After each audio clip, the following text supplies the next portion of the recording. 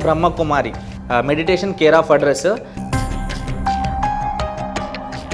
Meditation centres ఉన్నాయి, కొన్ని యోగా సెంటర్లు ఉన్నాయి, కొన్ని దొంగ బాబాలు. ఒక పూజ ఉంటుంది, ఆ పూజకి ఒక అమ్మాయి కావాలి, వర్జిన్ అమ్మాయి కావాలి, ఇంత అమౌంట్ అయినా పే చేస్తాము, ఫస్ట్ ఆమె వచ్చి మా ముందు న్యూడ్గా నిలబడాలనేటివి కొన్ని. ఇప్పుడు ఈ బ్రహ్మకుమారి అన్న సంస్థ అసలు దేని గురించి నడిపిస్తున్నాడు, వీళ్ళ అమ్మాయిలను ఎందుకు జాయిన్ చేసుకుంటారు? ప్రజాపిత బ్రహ్మకుమారి ఈశ్వరి విశ్వవిద్యాలయం పేరు మార్చుకొని లేడీస్ని ముందర పెట్టి అతను వెనక నుండి నడిపించిండు. అతని ఎజెండా మాత్రం భారతీయ సనాతన ధర్మాన్ని, హిందువుల సంఖ్యను తగ్గించాలని అతని యొక్క ఎజెండా. భార్యాభర్తల సంబంధం అంట అపవిత్రమైన సంబంధం అంట.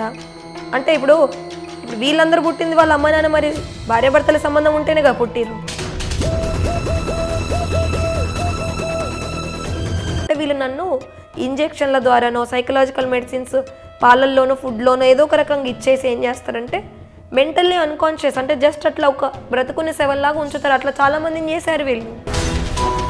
వాళ్ళని ఏమని చెప్పారంటే, ఇప్పుడు దాదా లేఖరాజు వాళ్ళు ఉన్నారు కదా, వాళ్ళు చాతబడులు అవి ఇవి చేపించి మన వీరేంద్రదేవ్ దీక్షిత్ గ్రూప్ మీదకి దుష్ట ఆత్మల్ని, ఈవిల్ సోల్స్ని పంపిస్తున్నారు, అవి వీళ్ళని అటాక్ చేసి వీళ్ళు ఇట్లా అయ్యారని చెప్పారు.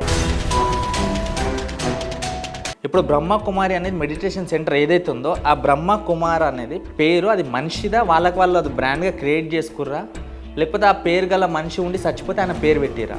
బ్రహ్మకుమారి, బ్రహ్మ అంటే ఎవరు మనకు తెలిసి బ్రహ్మదేవుడు. కానీ వీళ్ళు బ్రహ్మదేవుడి పేరిట పెట్టుకొని జనాలను భ్రమలోకి దించుతున్నారు. అంటే వీళ్ళ సంస్థకి ఆయనే బ్రహ్మ, వీళ్ళ సంస్థకి ఆయననే బ్రహ్మ, ఆయననే రాముడు, ఆయననే కృష్ణుడు, ఆయననే ఈ సృష్టికి ఆది పురుషుడు. అక్కడ ఉన్న మెయిన్ పర్సన్స్ వాళ్ళని వాడుకుంటున్నారని వాడుకుంటున్నారు. ఇది నిజం. వాడుకుంటున్నారు అంటే ఎవరితోనైనా ఫిజికల్గా మీరు సెక్స్ చేశారా అనేది అంత డీటెయిల్స్ తీసుకుంటారు. ఒకవేళ ఎవరికైనా సెక్స్ జరిగిపోయి ఉంటే వాళ్ళను కన్యల కింద లెక్క చేయరు. ఎవరైతే వర్జిన్ అమ్మాయిలు ఉంటారో వాళ్ళని కన్యల కింద లెక్క చేసి వాళ్ళని వేరే బిల్డింగ్లలో ఉంచుతారు.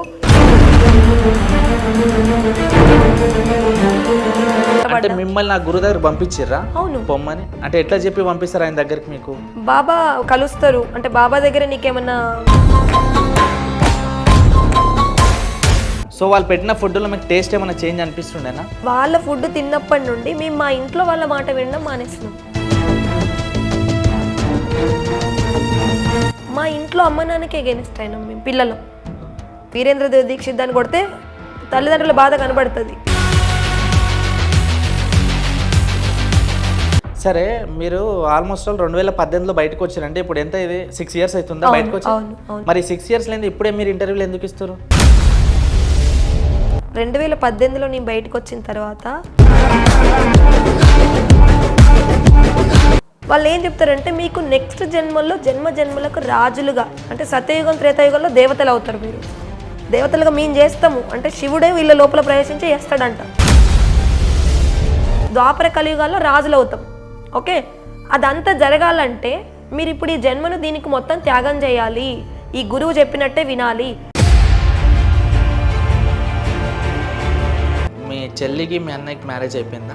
లేదు, వాళ్ళు చేసుకోకుండా ఉండడానికి కారణమే ఈ బ్రహ్మకుమారి. మీరు మా నాన్న చనిపోయినప్పుడు మా చెల్లి వీడియో చూసారా? ఆత్మ చనిపోదు, బట్ నీకు బాడీ ఇచ్చిండు కాబట్టి బాడీని రెస్పెక్ట్ చేయాలి కదా.